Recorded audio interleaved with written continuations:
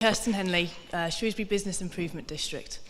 The Sunday Times recently voted Shrewsbury as one of the top 30 places to live, and part of the ranking of this is the appeal of our town centre, its originality, its community focus and its beauty. How will Shrewsbury Town Centre benefit from the candidate's strategy to support action on promotion, enhancement and prosperity for our local centre, for the benefit of residents, businesses and service providers there? Let's start with Emma Bullard from the Greens on this one. Strategy to support action on promotion, enhancement and prosperity in the centre of Shrewsbury. Well, all our policies really are geared to local sustainability and more provision of local services for local people. So there's actually a whole raft of, I mentioned one earlier on about local government being able to encourage local business. So for instance, local government would be able to insist that 50% of retail floor space in new developments is affordable space for local small businesses. So I think that it's very high on the Green Party agenda that people should be able to access all the things they need locally. And as part of that, obviously, we would discourage traffic in the town centre. You notice that when the park and ride is promoted, it tends to be as a kind of afterthought. So, you know, when the town centre car parks are flooded, you're encouraged to use the park and ride. And I think we would try and turn that round and encourage park and ride as a kind of first option, as well as walking and cycling. And I think there's a lot of evidence that shows that actually that doesn't reduce trade. I think people are quite afraid when you say that you want fewer cars in town centres, but in fact a lot has been done in places to show that it actually can increase trade. Christine Tigger from the Liberal Democrats. Strategy for supporting action on promotion, enhancement and prosperity for the centre of Shrewsbury.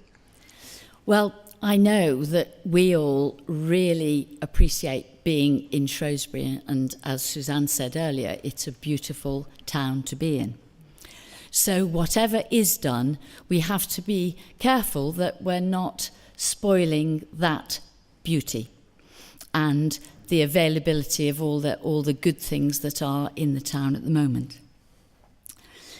We have to remember, I think, before any of us sort of almost pontificate about what we would do as MPs, whatever would be done would have to be done in conjunction with the council, the town council, and to a slightly lesser extent, the unitary council. Now, town council has as one of their main objectives is to promote Shrewsbury. We have kept the Tourist Information Centre. We need to be promoting outside to a wider audience the things that we think are great about Shrewsbury. You know, promoting the beautiful buildings, the wonderful atmosphere in our churches. I'm involved with Shropshire Churches Tourism Group, and we have so many fantastic buildings that we should really be promoting. So it's going out wider than we do at the moment, possibly, and shouting about how great Shrewsbury is, and to make sure that more people come and visit, because obviously more tourists, more money into our town. We need to also make sure that the businesses running in the town have that greater flexibility to show how good they are. We have some amazing businesses in the town, and I'm not sure, again, they get the promotion they should. I don't think it should always be down to the businesses themselves to be promoting their business. This should be part of the whole scheme to promote Shrewsbury. Laura Davis. Thank you. I have to say I disagree with Emma's point about car parking and park and ride schemes. While it's a laudable principle and everybody wants to reduce the number of cars on the road, it really does nothing to help small businesses in a town like Shrewsbury. It is no coincidence that out-of-town shopping centres have no vacant shops, but they do have ample car parking. And I am very concerned that it paves the way for the destruction of our high street, which in Shrewsbury is one of the most vibrant high streets in the country. It's particularly strong on independent retail, food and accommodation outlets, and this is something that we need to be really encouraging.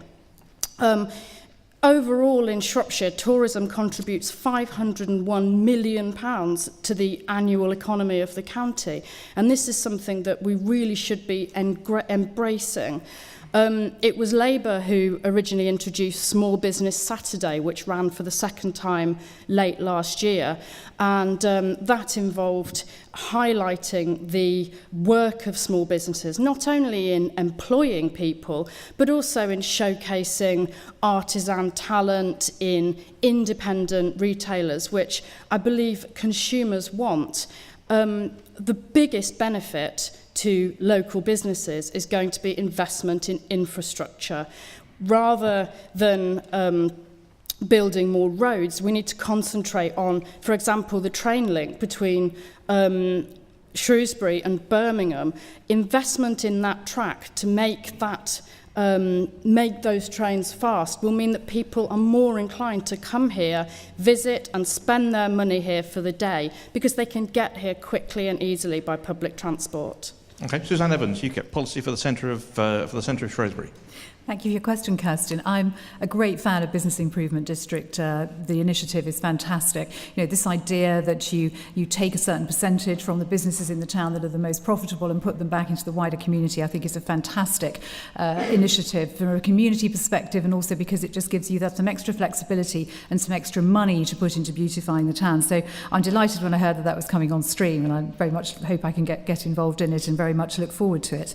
As far as promotion is concerned, well, it's in my blood. I started out, my first career was as a journalist, and then after 10 years doing that, I moved and set up my own PR and marketing consultancy. So I think I'm a natural, passionate advocate, and loving this town as much as I do, I hope I would be a good ambassador for Shrewsbury, and that would certainly be the thing I think that I would feel most proud of were I to become the MP for Shrewsbury, and I'd very much look forward to getting involved. In terms of a few practicalities, one thing I'd really like the council to look at is offering 30 minutes free parking in the town centre and in shopping parades on the outskirts of the town. I think that would be really beneficial, and that's been proven to sort of get business in and get people away from the out-of-town supermarkets and back into the town centres.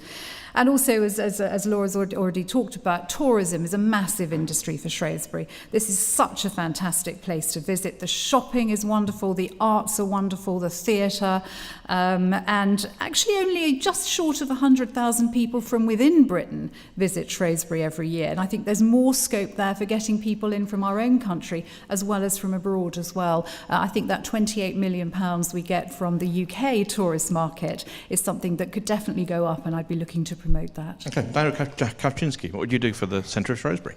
Well, I agree with the point that Shrewsbury is very much an aspiration. People aspire to live in Shrewsbury. I recently went to a development in the Mount, and I was talking to the developers, and he said there are a lot of people coming from Wolverhampton and Telford and the Black Country to live in Shrewsbury. This is a wonderful place to bring up a family.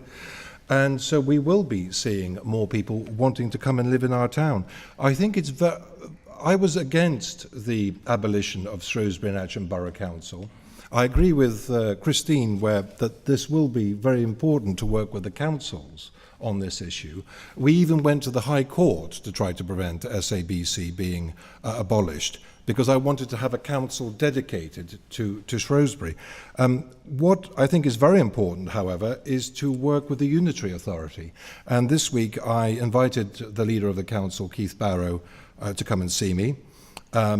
We discussed the Riverside Shopping Centre, and this has been very disappointing, by the way, how the developers have not developed that crucially important site for Shrewsbury, but there is hope at the end of the tunnel, according to my discussions with Mr. Barrow.